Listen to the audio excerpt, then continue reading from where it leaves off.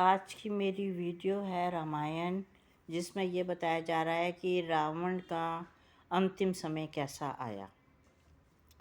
कहते हैं जब रावण जी अंतिम समय में अपने श्वास ले रहे थे और उनके श्वास पूरे हो रहे थे, तो उस समय सब लोग, सुग्रीव, हनुमान जी, सब लोग यही देखने में तत्पर थे, विभीषण जैसे, कि इनके जो श्वास है, इनकी जो आत्मा है, वो कैसे निकल कर कहाँ जाती है, किस लोक में जाती है।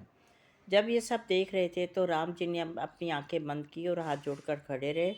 तो उनके वहाँ हृदय से एक इतनी ज्योति निकली, प्रकाशमय ज्योति थी, जो जिसने चारों तरफ एकदम इतनी रोशनी कर दी, और वो ज्योति जो थी जाकर राम जी के चरणों में चली गई। मीन्स राम जी के चरणों के पास गई और उनका मोक्ष हो गया। सब लोग ये सुनकर बहुत खुश हुए, और पहले उनको बहुत घबराहट हो रही थी कि देखो क्या होता है, तो राम जी ने उनको अपने चरणों में स्थान दे दिया।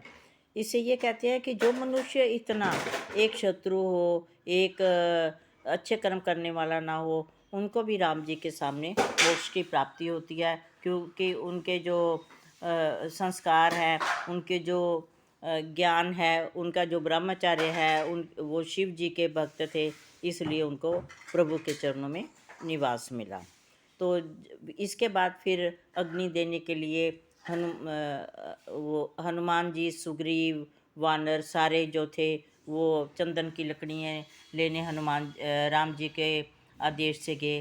कहते हैं कि जो वानर पहले उन्हें पत्थर मार रहे थे, आज वो उनके अंतिम संस्कार के लिए चंदन की लकड़ियाँ इकट्ठे कर रहे थे। ये देखो समय का विधि विधान है, कैसे इंसान जो है समय के विधि विधान के अनुसार बदल जाता है, टाइम बदल जाता है, क्योंकि जब अच्छा समय आता है, उनके बुरा समय ख़त्म हो चुका था, अब अच्छे समय आया, और राम जी का उनके ऊपर आशीर्वाद था, उनकी कहते हैं पूरा कृपा दृष्टि थी।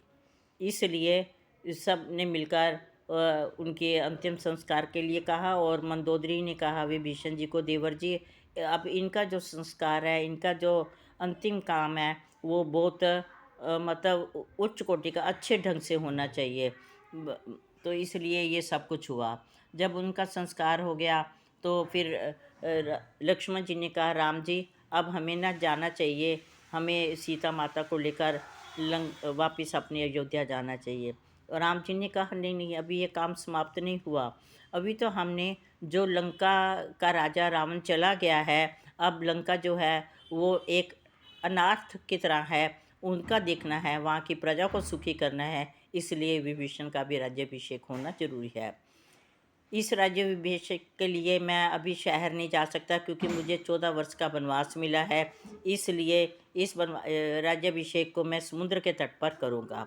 इसके बाद फिर क्या होता है, इसकी आगे की जो बात है, इसके आगे रामायण की जो हिस्ट्री है, कथा है, वो मैं अपने अगले वीडियो में बताऊँगी।